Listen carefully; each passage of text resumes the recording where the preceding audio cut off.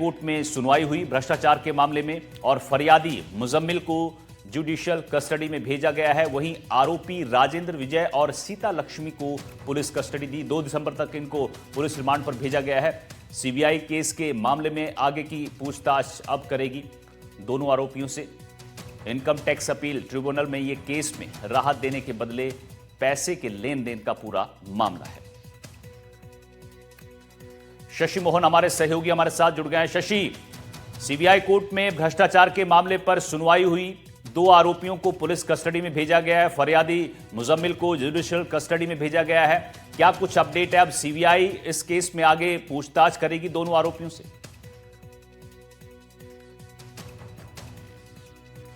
Remand होगा वो CBI court ने दिया है और सीता लक्ष्मी जो जज हैं इनकम टैक्स अपीलेंट ट्रिब्यूनल की, जो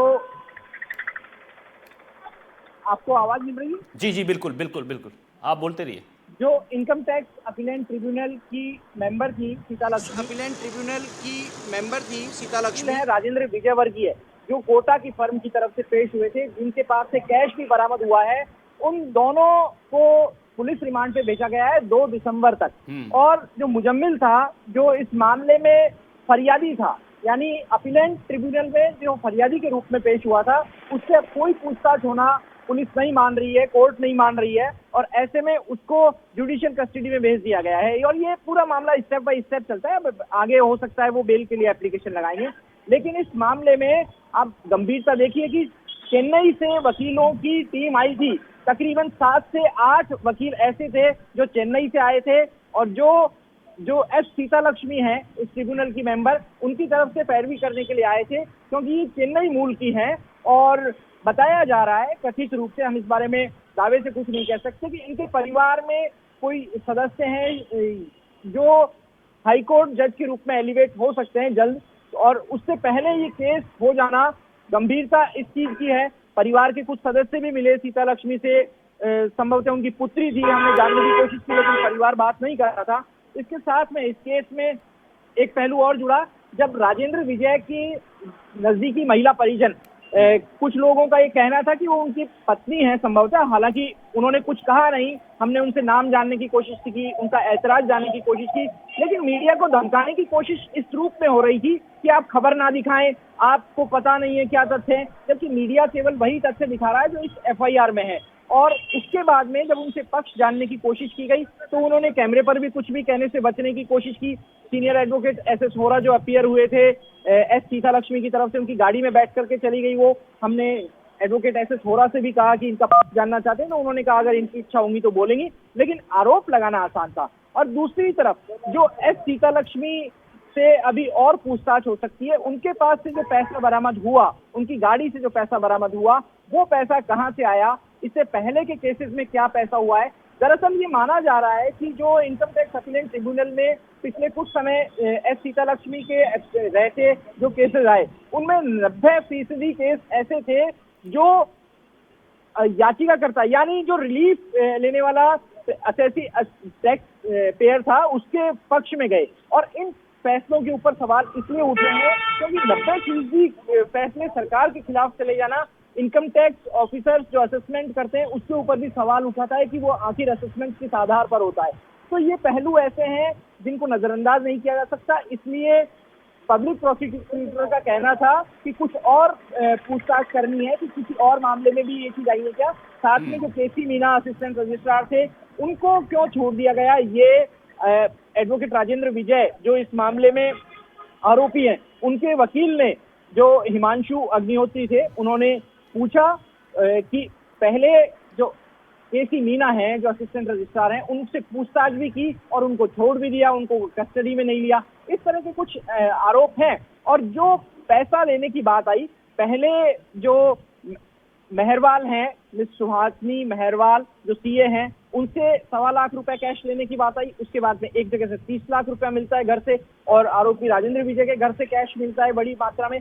तो ये कैश कहां से आया, ये सवाल उठा था। हालांकि जो राजेंद्र विजय के वकील थे, उनका कहना था कि ये कैश फीस के रूप में लिया गया था। तो फीस किस चीज की थी, क्या फीस फेवर करने की थी, और अगर फीस कैश के रूप में ली गई थी तो क्या ये एक सर्विस है और उसके ऊपर जीएसटी दिया गया था, इससे पहले भी फीस कब कब कैश में ली गई, उस पर जीएसटी दिया गया या नहीं दिया गया, इस तरह के कई सवाल हैं।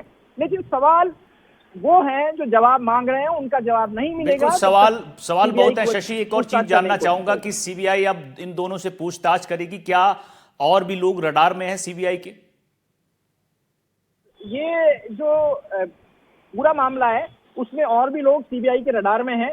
हम आपको दरअसल सिलसिलेवार कुछ नाम बताना चाहेंगे। देखिए, केसी मीणा से एक बार पूछताछ हो गई है, दोबारा पूछताछ हो सकती है। राजेंद्र सिसोदिया सीबीआई की कस्टडी में। एक नाम आया है सीए गौरव जैन का, ये बताया जा रहा है कोटा के हैं। एक नाम आया है अलौकिक जैन का जो डायरेक्टर हैं यश अक्षय बिल्डर्स के, और एक नाम आया है मनीष धारीवाल का, वो डायरेक्टर हैं यश अक्षय बिल्डर्स के। साथ में जो मुजम्मिल है उसका नाम आया, लेकिन मुजम्मिल अभी जेसी में चला गया है। एक नाम आया है प्रवीण कुमार लांबा का, ये भिवाड़ी के रहने वाले हैं, और इनके सीए मनीष शर्मा के थ्रू पैसा लिया गया कैश। शशि मैं आऊंगा आपके पास। हमारे पास एक रिएक्शन आया है अधिवक्ता का, वो सुनवा लेते हैं, फिर मैं आपके पास आऊंगा दोबारा।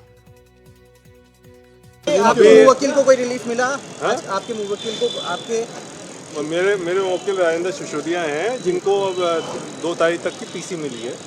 2 तारीख को सीबीआई दोबारा पुलिस कस्टडी में कोर्ट के सामने पेश। क्या हुआ क्या इस मामले में? क्या वाकई आपके जो आप जिनकी पैरवी कर रहे हो राजेंद्र विजय जी की, क्या उन्होंने कोई पैसे का लेन देन किया? कोई पैसे का लेन देन नहीं हुआ, केवल फीस कैश में रिसीव हुई है, इससे ज़्यादा कुछ नहीं।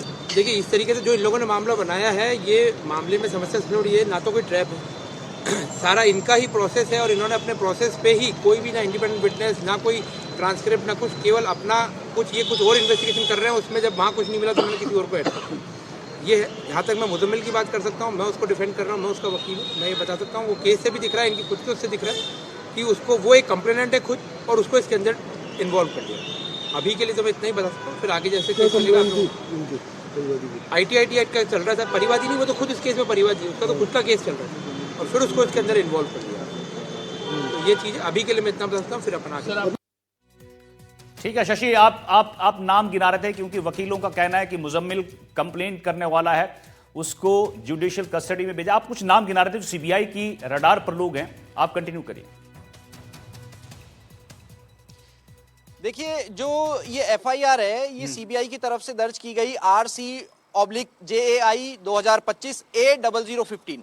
ये जो FIR है, ये कहती है कि इनकम टैक्स अपीलेंट ट्रिब्यूनल में जो केसेस गए हैं, उन केसेस में कुछ इरेगुलरिटी दिखी है। फरियादी है, उनके पक्ष में फैसले देने की आशंका बन रही है, पैसे लेकर के फेवर देने की।